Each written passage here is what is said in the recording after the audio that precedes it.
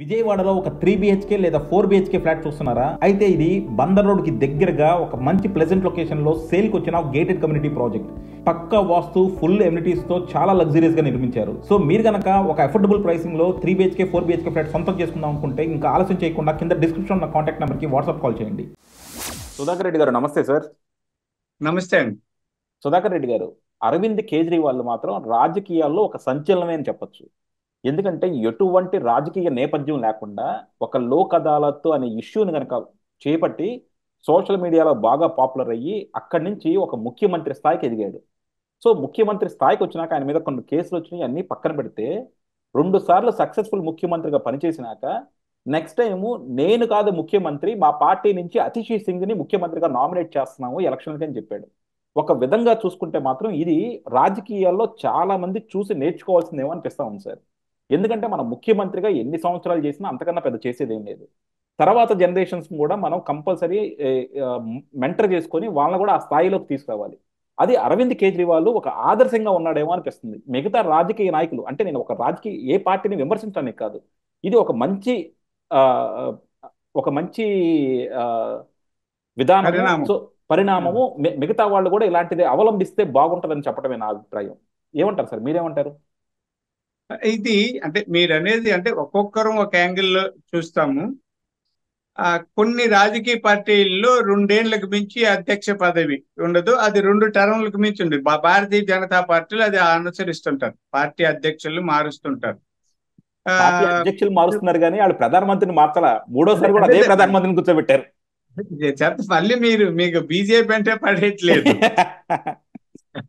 అంటే చెప్తానండి, అంటే అది అందుకనే మీకు అంటే పరిస్థితులు అండి. ఒక్కొక్కసారి ఆల్టర్నేటివ్ దొరకనప్పుడు ఏం చేయాలండి? ఇప్పుడు మనం మార్చేస్తామని ఎవరినంటే వాళ్ళు పెడితే రాజకీయాలు సాగు కుదరవండి. మనం ఈ పద్ధతులు, ఆదర్శాలు, సాంప్రదాయాలని ఒక్కోసారి రాజకీయాలు కుదరదు. రాజకీయాల్లో ఏది ఎప్పటికీ ఎలా అవసరం అది చేయడమే రాజకీయంగానే చేయాలి. అయితే మీరన్న కేజ్రీవాల్ వరకు చూస్తే ఆయన కొద్ది ఉన్నతంగా ఆలోచించారు అనిపిస్తారు. 2 సార్లు చేశారు. మీరు అన్నట్టు ఆయన సోషల్ మీడియాని అలా ఆధారం చేసుకొని ఢిల్లీ అంటే మన రాజధాని అక్కడ ముఖ్యమంత్రి అవ్వడం అన్న చిన్న విషయం కాదు. అయ్యారు, సాధించారు. ఇదేదో ఆ మద్యం కేసులో జైల్లో ఉండి వచ్చారు, బెయిల్ మీద వచ్చారు.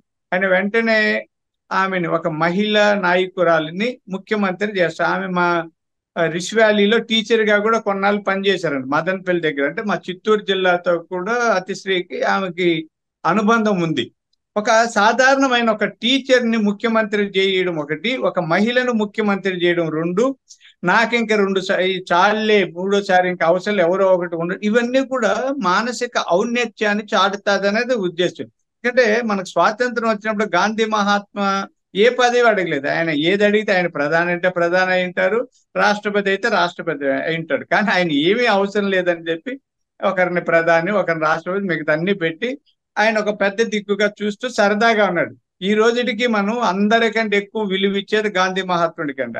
భారతదేశంలో రాజకీయాలు కానీ లేదా చరిత్రలు ఎక్కడ చూసినా జవహర్ లాల్ నెహ్రూ గారి కంటే లేకపోతే ఇంకెవరికైనా కూడా బాబు రాజేంద్ర ప్రసాద్ గారికైనా మహాత్మా గాంధీని అంటే కొందరు ఒప్పుకున్న ఫాదర్ ఆఫ్ ద నేషన్ అంటుంటాం. అలా కేజ్రీవాల్ చేసిన పని కొంత మంచి సాంప్రదాయమే నాకు కూడా అనిపిస్తుంటది. ఇది చాలా మంది రాజకీయ అంటే ముఖ్యమంత్రులు, ప్రధానులు ఆ పరిస్థితి కాకపోయినా మిగిలిన నాయకులండి, వృద్ధుడైపోయి నడవలేకపోయినా కూడా ఆయాసం వస్తుంటది, మెట్లెక్కలేడు, మాట్లాడలేడు, తినలేడు, ఏం లేదు, మాత్రలు వేసుకుంటే తప్ప బతకలేడు. వాడు నేను మంత్రి కావాలి, ఎమ్మెల్యే కావాలండి. ఎందుకు? వాళ్ళు ఇంట్లో కనీసం ఇంట్లో వాళ్ళు లేదా తన అనుచరులు చెయ్యొచ్చు కదండి.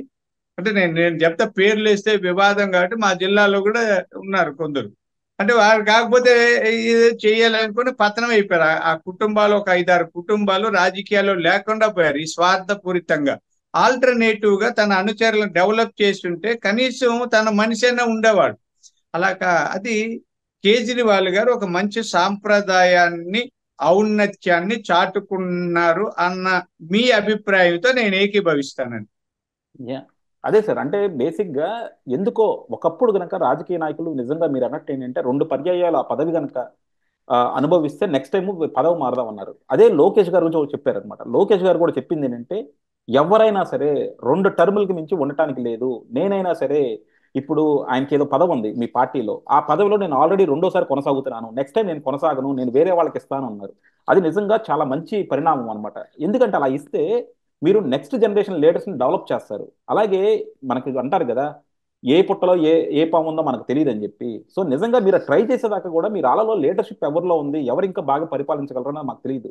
అది ప్రతి ఒక్కరు కూడా ఎక్కడొక చోట స్టార్ట్ చేయలేమో, అది ఎందుకో స్టార్ట్ చేయలేకపోతారంటారు. ఇది అంటే ఒక రాజకీయ నాయకుడిగా కాదు సార్, అంటే ఒక మీరు మానసిక విశ్లేషకులుగా చెప్పండి. ఈ అవును, అవునండి. రాజకీయ పార్టీల్లో పవర్ అనే దానికి చాలా ఇది ఉంటుంది అనమాట. ఆ పవర్ లేకపోతే వాళ్ళు కనీసం పడుకొని కూడా పడుకోలేరు, తిండి కూడా సహించదు వాళ్ళకి.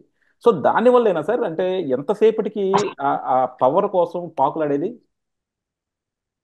అవును, అవునండి. అంటే సామాజిక స్పృహ, వాస్తవిక దృక్పథము పొరవడడం వల్ల పవర్ చుట్టూ పరిభ్రమిస్తుంటారు. ఏం లేదండి, పవర్ ఏముంది?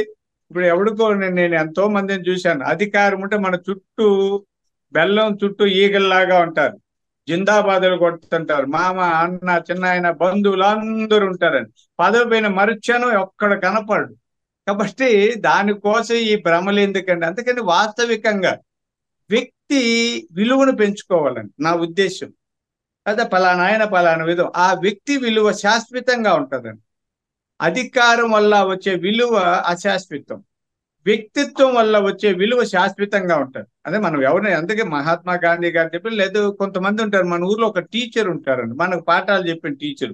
మనం స్కూటర్ లో పోతాంటో కూడా ఆపి దిగి నమస్కారం పెట్టి వెళ్తాం. సైకిల్ అయితే దిగేసి వెళ్తాం. కారు దిగే స్థితి లేదు కాబట్టి కారులో కూడా నమస్కారం. అదే ఆ ఊరు జమీందారు వస్తా అంటే సైకిల్ స్కూటర్ ఎవరి దగ్గర, వాడైతే విష్ చేసిపోతుంటారు. ఆ టీచర్ కి ఏముండదు, అంటే అతనికి విలువ ఉంటుంది. ఎందుకు?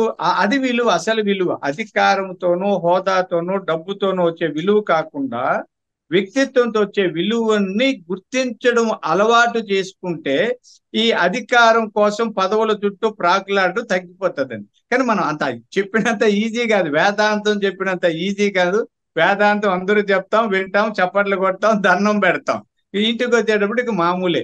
కాబట్టి ఈ పరిణామాలు ఇలా చూస్తే మనం కొంత కేజ్రీవాల్ను మిగతా వాళ్ళు కూడా అనుసరిస్తే మంచిదన్న అభిప్రాయం నాది కూడా. థ్యాంక్ యూ అండి, thank you very much sir.